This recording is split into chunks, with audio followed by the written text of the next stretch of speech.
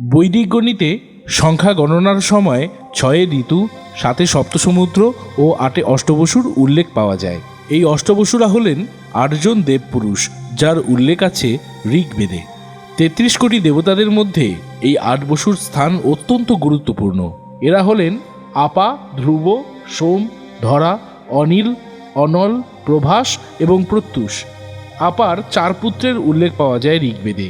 এরা হলেন শান্ত, বৈতণ্ড, শাম্ব ও মুনিবভ্রু।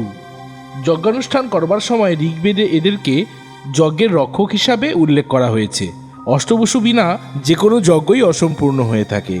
এক মুনির অভিশাপের কারণে এই অষ্টবসু মহাভারতের যুগে মহারাজ শান্তনু ও গঙ্গার পুত্র হিসাবে অবতীর্ণ হন।